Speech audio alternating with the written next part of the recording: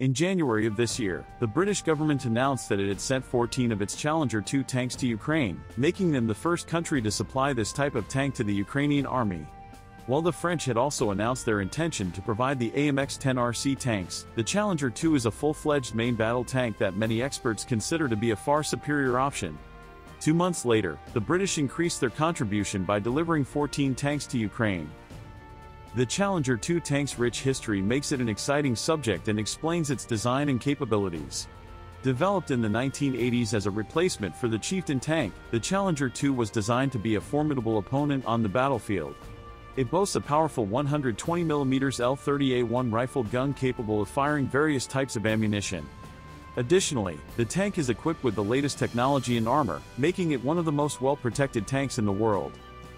The British contribution of the Challenger 2 tanks to Ukraine's defense is significant, providing the Ukrainian army with much-needed combat power. The tank's capabilities make it an excellent choice for engaging in both offensive and defensive operations. The Challenger 2 is also designed to operate in various terrain, including desert, urban, and woodland environments, making it a versatile and adaptable asset for the Ukrainian army. The British decision to supply the Challenger 2 tank to Ukraine is a testament to their commitment to supporting Ukraine's sovereignty and defense. The tank's impressive capabilities and history make it a valuable asset in the fight against external threats. The evolution of British main battle tanks, from Chieftain to Challenger. Throughout the 1960s and 1970s, the British Army's main battle tank was the Chieftain, a formidable vehicle that served with distinction for many years. However, by the mid-1970s, it was becoming clear that the Chieftain's performance was inferior not only to the newest Soviet T-72 tank but also to the older T-64.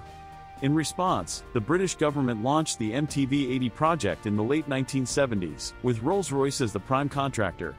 The aim was to develop a new tank that could compete with the latest Soviet models and provide the British Army with a more capable fighting vehicle. At the prototype stage, it became clear that the T-64 would not catch up, and the T-72 was out of the question.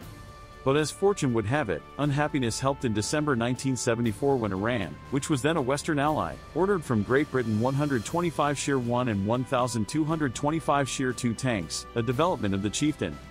Unfortunately, the Islamic Revolution in Iran in 1979 cancelled the contracts for Shear 1 and Shear 2. The British had managed to sell the 274 Shear 1 tanks already built to the Jordanians, but they decided to make a new British tank out of Shear 2. To improve the Chieftain's design, the British tank builders welded on more armor, installed more auxiliary engines, and received Challenger 1. However, the strategy of making it out of what was there did not justify itself, and the tank turned out frankly bad. Therefore, the British tank builders at once began to work on the second model, Challenger, which was conceptually a copy of its predecessor. The shape of the turret and hull remained the same, while the main changes concerned new electronics and armor of the tank. Thus, the Chobham combined armor has been replaced by Dorchester material consisting of a shock-absorbing layer, steel, and ceramic. Its resistance is claimed to be 2 times higher than that of conventional armor steel.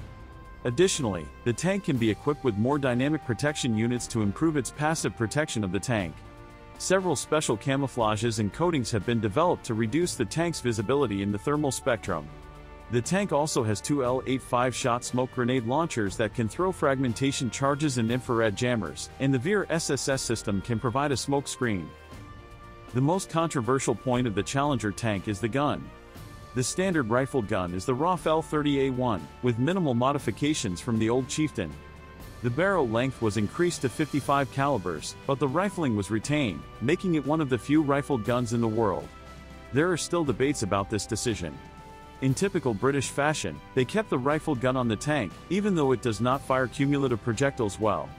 Excessive rotation does not affect the formation of the cumulative jet in the best way, making normal-shaped charged projectiles better stabilized in flight, not by the process but by the folding fin. A smooth barrel is better for that purpose. The lack of rotation improves the shape jet formation and significantly increases armor penetration while removing all restrictions on the projectile flight speed, which can exceed 3,280 feet per second. In addition, the service life of a smooth-bore barrel is much higher than that of a rifled barrel. But a scrap of depleted uranium dispersed in a rifle barrel is also quite a weighty argument. The strengths and weaknesses of the Challenger 2 tank. The fire control system and panoramic sight of the Challenger 2 tank are impressive features, but the ballistic calculator leaves room for improvement. Equipped with two 32-bit processors, the tank commander can rely on the Sagam VS58010 panoramic sight with gyro stabilization and a laser rangefinder, as well as the TUG's two sights with a night and thermal channel, to monitor the battlefield. Two high-definition wide-angle cameras mounted on the rear of the turret add to the tank's surveillance capabilities. The Challenger 2 tank comes with two different engine options. The first models were equipped with Perkins 26.6-liter CV12 engines with an output of 1,340 horsepower tanks produced after 2010. They were equipped with German engines, specifically the Mount 883 K500, with a power output of 1,500 horsepower. While the tank is not particularly fast, with a maximum speed of 25 miles per hour, its weight of 62 to 70 tons makes it a formidable presence on the battlefield. It is important to remember that historically, tanks were designed for desert expanses like those found in Iran rather than narrow European streets or light bridges. During the Gulf War, the Challenger 2 proved a formidable weapon in desert combat. The tank's high construction provided excellent visibility, and the rifled gun stabilized and two planes allowed for high firing accuracy. British tank crews could shoot Iraqi T-55s from a distance of 1.2 to 1.5 miles with remarkable accuracy, and a record was set with the defeat of an Iraqi tank at a distance of 3.2 miles. The T-55, in comparison, had an effective range of less than a mile. The British declared the destruction of 300 Iraqi tanks with no losses. However, the Challenger 2 will face newer and more advanced Russian tanks like the T-90 and T-80 and well-upgraded T-72s and Russian anti-tank systems like the Kornet. While the Challenger 2's L-30 rifled gun will provide an advantage when firing from close positions, it will lose in close combat due to the slower manual loader of the British gun. The automatic loaders of the Russian guns quickly provide a rate of fire of 8 to 12 rounds per minute, while the British gun's three-piece manual loader is unlikely to provide a faster loader. According to many tank experts, the tank loader with a couple of rounds coming in will reload his gun in no less than 30 seconds. This means that in close range, the Challenger 2 will not stand a chance.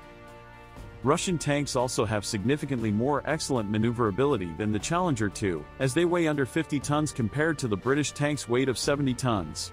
Furthermore, the Challenger 2's weight may cause problems when crossing bridges. According to technical specifications, the distance up to which the smoothbore cannons of Russian tanks can guarantee damage is 2.2 kilometers. Beyond that distance, the Challenger 2 may struggle to compete with its Russian counterparts. In conclusion, the Challenger 2 tank has strengths and weaknesses. While it performed well in desert warfare during the Gulf War, it may struggle against newer, more advanced Russian tanks in close combat due to the slower manual loader of its rifled gun. Its weight may also cause issues when crossing bridges, and its maximum speed is not exceptionally high. However, the tank's surveillance capabilities and gyro stabilization make it a formidable presence on the battlefield. In your opinion, how well do you believe the British tanks will perform against the Russians? Please share your thoughts in the comments section below. And if you enjoy our content, don't forget to hit the like and subscribe buttons to stay updated on our latest reviews and analyses. We have plenty of exciting content in store for you.